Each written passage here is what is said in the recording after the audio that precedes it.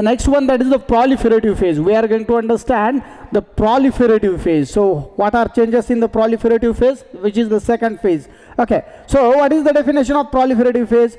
The period of repairing of endometrium and formation of Graafian follicle is called as proliferative or follicular or post-menstrual or that is the ovulatory phase. So why it is called as a post-menstrual phase? We know that post-menstrual phase because the before proliferative phase there is a menstrual phase is there. So it is called as, it takes place after that is the menstrual phase. So it is called as post-menstrual phase. So now the next one, that is the why it is called as pre-ovulatory phase, because after that is the proliferative phase there is a, or follicular phase, there is a ovulatory phase going to take place. So it is called as pre-ovulatory phase. So it is a follicular phase. It is called, generally it is called as follicular phase. Why it is called as follicular phase? So that is the development from primary follicle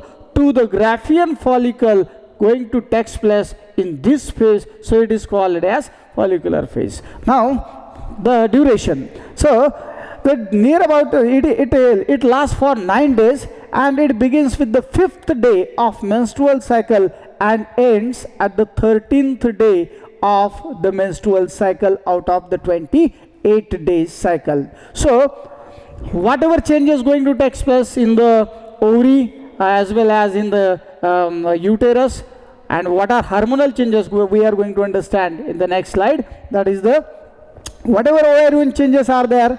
So first thing, that is the follicle stimulating hormone which is get secreted by pituitary gland, stimulates primordial follicle to develop into a mature Graafian follicle. So in this phase the primary follicle, we know that in the ovary before birth there are millions of primary follicles are present, and these primary follicles are get in each menstrual cycle only one Graafian, that is the primordial follicle, is get developed into primordial follicle, Graafian follicle. So first thing, that is the primordial follicle. Out of the millions of primordial follicle, a single primordial follicle is developed as first a primary follicle, and that primary follicle, due to presence that is the in the ovary, the various granulosa cells are there, and the level of granulosa cells get increased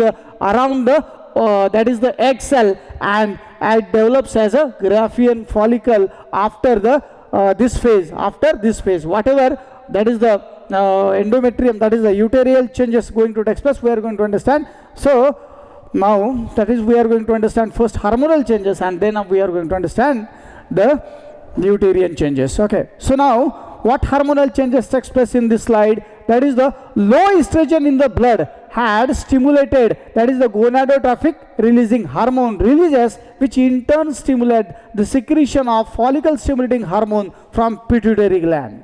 Now the next one, that is the follicle stimulating hormone level is maximum on the 6th day, and it stimulates primary follicle to develop into a mature follicle, which is also called as Graafian follicle, which secretes the estrogen. The level up, so what hormonal changes is going to, as per development of primordial follicle into Graafian follicle, the granulosa, the increasement of cells of granulosa cells is also takes place. That granulosa cells secretes the hormone, that is the estrogen. So what is the function of estrogen? We know that the estrogen that is the estrogen develops the uterus, it increase the that is the thickness of the uterus. Though, so in this phase the level of estrogen is get maximum, it get increased. That's why it results in the development of that's why it results in the development of thickening of the uterus. या फेजमध्ये काय होतं तर साधारणपणे या ठिकाणी hormonal changes काय काय होतात आपण पाहणार आहोत, आणि हे हार्मोनल चेंजेस या ठिकाणी पाहत असताना आपण याच्या आधी जी फेज झाली that is the menstrual phase, he menstrual phase, ह्या मेन्स्ट्रुअल फेज नंतर पुढे या ठिकाणी आपण पाहतोय ती that is the follicular phase, आणि या फॉलिक्युलर फेजमध्ये हार्मोनल चेंजेस काय होतात ते आपण पाहत आहोत. आणि हे हार्मोनल चेंजेस पाहत असताना सगळ्यात पहिलं म्हणजे या ठिकाणी प्रिमॉर्डियल फॉलिकलचं कन्व्हर्जन कशामध्ये होत आहे तर ग्राफियन फॉलिकलमध्ये होत आहे. आणि ग्राफियन फॉलिकलमध्ये होत असताना या ग्राफियन फॉलिकल ज्याप्रमाणे प्रिमॉर्डियल फॉलिकलच्या सभोवताली या एक सेलच्या सभोवताली या ठिकाणी ग्रॅन्युलोसा सेल्सची संख्या वाढते, आणि या ग्रॅन्युलोसा सेल्स काय सिक्रेट करतायत तर हार्मोन इस्ट्रोजन सिक्रेट करतायत. इस्ट्रोजनच्या सिक्रेशनचा परिणाम इस्ट्रोजन कशावर इफेक्ट करतं तर इस्ट्रोजन साधारणपणे युटेरियन वॉल्सवर सिक्रेट इफेक्ट करतं, आणि युटेरियन वॉल्स यांची संख्या काय होत जाते साधारणपणे युटेरियन वॉल्स ही थिक होत जाते, ज्याच्या माध्यमातून आफ्टर जर फर्टिलायझेशन झालं तर या ठिकाणी काय करता येईल, या ठिकाणी जे काही झायगोट असेल किंवा इम्प्लांटेशनची प्रक्रिया होण्यासाठी त्याला एक प्रकारचं कुशनसारखं स्ट्रक्चर हे थिक झालेलं युटेरस प्रदान करतं, आणि म्हणून या ठिकाणी त्याचं थिकनेस होणं या ठिकाणी गरजेचं आहे, आणि ते काम या ठिकाणी इस्ट्रोजनच्या माध्यमातून केलं जातं. आता या ठिकाणी अजून कॉर्पस अल्बिकम्स डेव्हलप झाला आहे का नाही झाला, तो आता याच्यानंतर होणार आहे, पुढच्या फेजमध्ये होणार आहे, जर या ठिकाणी एम्प्टी ग्राफियन फॉलिकलच्या माध्यमातून आणि मग त्याच्या माध्यमातून प्रोजेस्टेरॉन हे सिक्रेट केलं जाणार आहे. म्हणून हार्मोनल कंडिशन पाहत असताना या ठिकाणी पाहायचं आहे आपल्याला की फॉलिकल स्टिम्युलेटिंग हार्मोन ची लेवल वाढलेली आहे, आणि ती या फेजमध्ये सगळ्यात जास्त आहे. कितव्या दिवशी जास्त आहे तर ती 6व्या दिवशी जास्त आहे. इस्ट्रोजनच्या बाबतीमध्ये काय घडतं आहे, इस्ट्रोजनच्या लेवलच्या बाबतीमध्ये काय घडतं आहे हार्मोनल चेंजेसमध्ये, तर इस्ट्रोजनच्या बाबतीमध्ये इस्ट्रोजनची या ठिकाणी इस्ट्रोजन सिक्रेट करणाऱ्या ज्या ग्रॅन्युलोसा सेल्स आहेत त्यांची संख्या या ठिकाणी वाढते, आणि ज्या ज्या प्रमाणामध्ये त्यांची संख्या ही वाढत जाईल त्या त्या प्रमाणामध्ये इस्ट्रोजनची लेवल ही साधारणपणे काय होत जाणार आहे वाढत जाणार आहे. त्या तुच्छ पातळीवर सगळ्यात शेवटच्या या फेजच्या सगळ्यात शेवटच्या टप्प्यामध्ये ते असणार आहे. साधारणपणे 6व्या दिवशी सुद्धा 12th डेला साधारणपणे हा सगळ्यात जास्त प्रमाणे असा असणार आहे त्या ठिकाणी. आणि तिसरी सगळ्यात महत्त्वाची गोष्ट म्हणजे प्रोजेस्टेरॉन अजून या ठिकाणी कॉर्पस अल्बिकन्स हे डेव्हलप झालेलं नाही आहे, आणि ज्याच्या कॉर्पस ल्युटियम हे डेव्हलप झालेलं नाही आहे, आणि ज्यामुळे साधारणपणे प्रोजेस्टेरॉन या ठिकाणी काय केलं जाणार आहे सिक्रेट केलं जाणार नाही आहे, ते ॲब्सेंट असणार आहे. ही हार्मोनल कंडिशन या ठिकाणी आपल्याला या ठिकाणी पाहायला मिळते. आता या ठिकाणी युटेरसच्या बाबतीमध्ये एंडोमेट्रियमच्या बाबतीमध्ये काय या ठिकाणी बदल घडतात हे आपण पाहूया. That is the first one, estrogen causes proliferation, that is the quick multiplication of cells of endometrium tissue, thus repairing occurs. आता या ठिकाणी युटेरियन चेंजेस या फेजेसमध्ये होत असताना काय काय घडतं आहे, सगळ्यात पहिलं म्हणजे इस्ट्रोजनचा परिणाम हा आत्ताच याच्या आधी सांगितल्याप्रमाणे युटेरियन वॉल्सवर साधारणपणे होतो, आणि ज्याच्या माध्यमातून याच्या आधीची जी मेन्स्ट्रुअल सायकल झालेली आहे ह्या मेन्स्ट्रुअल सायकलचं जे काही एंडोमेट्रियल फ्लुइड होतं हे सगळं डिस्चार्ज केल्यामुळं त्याची थिकनेस जी कमी झालेली होती आता या सेलची दुरुस्ती या सेल्सची रिपेअरिंग या एस्ट्रोजनच्या माध्यमातून केली जाते, इस्ट्रोजनच्या सिक्रेशनच्या मुळे केली जाते, त्याचा इफेक्ट त्याच्यावर पडतो, आणि एंडोमेट्रियम सेलची या वॉल्सची रिपेअरिंग या ठिकाणी घडते.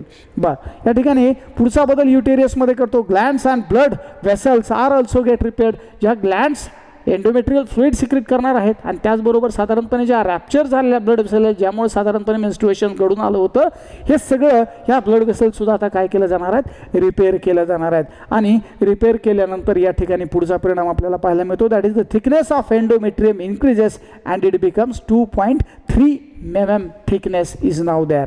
ओके, मग या ठिकाणी काय घडतं तर या ठिकाणी या एंडोमेट्रियमची थिकनेस आता आपल्याला वाढताना पाहायला मिळते. आपण या ठिकाणी पाहू शकतो, या ठिकाणी ही प्री ओव्हॅल्युटरी फेज आहे, ज्यालाच आपण काय म्हणतो फॉलिक्युलर फेजसुद्धा म्हणतो. या फॉलिक्युलर फेजमध्ये जी साधारणपणे 5व्या दिवसापासून ती साधारणपणे आपल्याला 13व्या दिवसापर्यंत पाहायला मिळते. या ठिकाणी जर आपण पाहिलं तर या प्रॉलिफरेटिव्ह फेजमध्ये या ठिकाणी आता थिकनेस हळूहळू काय होत जाते एंडोमेट्रियमची युटेरियन वॉलची ही साधारणपणे वाढत जाताना आपल्याला पाहायला मिळते. त्याच वेळेला याच्या आधीच्या फेजमध्ये जर आपण पाहिलं तर मेन्स्ट्रुअल फेजमध्ये जर आपण पाहिलं तर याची थिकनेस काय झाली होती पूर्णपणे कमी झालेली होती. आणि या कंडिशनमध्ये तो किती मिलीमीटर होती याची थिकनेस 0.5 ते 1 मिलीमीटर इथपर्यंत थिकनेस होती. आता मात्र ती हळूहळू साधारणपणे वाढत जाते आणि जवळपास साधारणपणे 3 mm पर्यंत याची थिकनेस या ठिकाणी आपल्याला पाहायला मिळते. या ठिकाणी ओव्हरीजमध्ये या ठिकाणी काय चेंजेस आपल्याला पाहायला मिळतात या डायग्रामच्या माध्यमातून आपल्याला अधिक चांगल्या प्रमाणे समजून घेता येईल. साधारणपणे ओव्हरीजमध्ये जर आपण पाहिलं तर याच्या आधीच्या फेजमध्ये मेन्स्ट्रुअल फेजमध्ये याच्या आधीचा ओव्हा जो होता हा काय केला होता रिलीज केला होता, डिस्चार्ज केला होता आउट ऑफ द बॉडी. पण या ठिकाणी जर आपण पाहिलं तर आता नवीन ओव्हा प्रिमॉर्डियल फॉलिकलच्या माध्यमातून नवीन ग्राफियन फॉलिकल आणि त्याच्या माध्यमातून ओव्हा डेव्हलप होताना आपल्याला पाहायला मिळतो. या ठिकाणी जर आपण पाहिलं प्रिमॉर्डियल फॉलिकलचं कन्व्हर्जन हे प्रायमरी फॉलिकलमध्ये होतं आहे आणि याच्या सभोवताली आता या सेलची संख्या काय होत जाते, यांना आपण ग्रॅन्युलोसा सेल्स म्हणतो. या ग्रॅन्युलोसा सेलची संख्या आता वाढत जाताना आपल्याला पाहायला मिळते. या ठिकाणी आपण जर पाहिलं साधारणपणे 13व्या दिवशी, तर साधारणपणे ही कंडिशन 13व्या दिवसापर्यंत म्हणजे या फेजच्या शेवटच्या दिवसापर्यंत साधारणपणे पूर्ण फॉलिकल हे डेव्हलप झालेलं आहे. आणि हे डेव्हलप झालेलं फॉलिकल आता रेडी आहे कशासाठी, तर पुढच्या फेजसाठी, दॅट इज द ओव्हॅल्युशनसाठी आता हा रेडी आहे. त्याच वेळेला या ठिकाणी जर आपण पाहिलं तर हार्मोनल काय काय चेंजेस या ठिकाणी आपल्याला पाहायला मिळतात.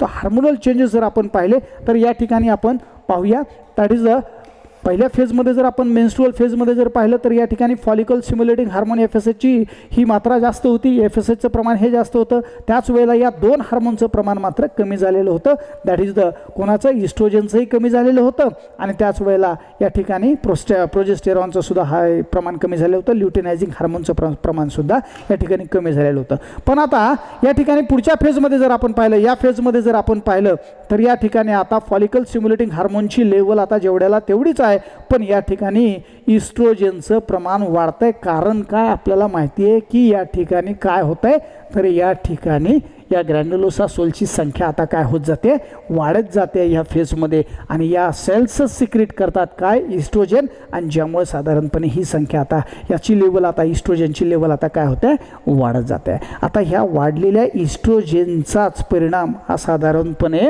या ठिकाणी पिट्युटरी एक प्रकारचा हा केमिकल मेसेज आहे पिट्युटरी ग्लँडसाठी, आणि ज्याच्या माध्यमातून या ठिकाणी या ल्युटिनायझिंग हार्मोनचं सुद्धा सिक्रेशन या ठिकाणी आपल्याला वाढताना दिसतं आहे. आणि ज्या ज्या प्रमाणामध्ये या इस्ट्रोजनचं सिक्रेशन वाढताना आपल्याला दिसेल त्या प्रमाणामध्ये अचानक आपल्याला या ठिकाणी रेज पाहायला मिळतो. कशाच्या माध्यमातून, ल्युटिनायझिंग हार्मोनच्या माध्यमातून, जो ट्रिगर मानला जातो कशाचा, तो ओव्हॅल्युशनचा ट्रिगर मानला जातो.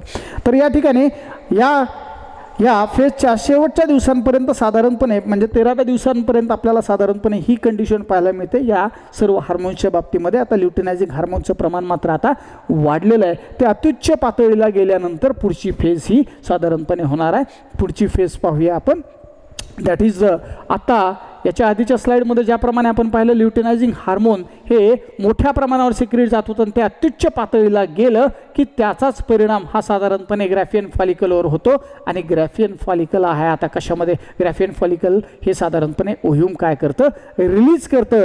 आणि रिलीज केल्यामुळं याच्या आधीची ती ओव्हरीची जी होती ती आता या ठिकाणी ल्युटिनायझिंग हार्मोनचं प्रमाण हे 14व्या दिवशी सर्वोच्च पातळीवर जातं आणि ज्याचा परिणाम साधारणपणे या ठिकाणी ग्रॅफियन फॉलिकलवर होतो. आणि ग्रॅफियन फॉलिकल ओव्हा रिलीज करतं आणि ओव्हा रिलीज केल्यानंतर हा ओव्हा साधारणपणे फिम्ब्रेजच्या माध्यमातून ॲक्सेप्ट केला जातो. ओव्हरीच्या दॅट इज द फिम्ब्रेजच्या माध्यमातून ॲक्सेप्ट केला जातो आणि तो आता पुढच्या प्रवासाला निघेल.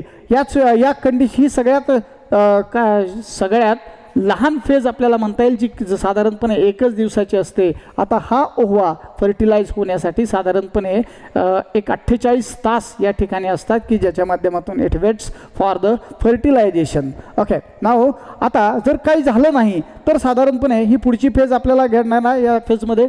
Next ovulatory phase.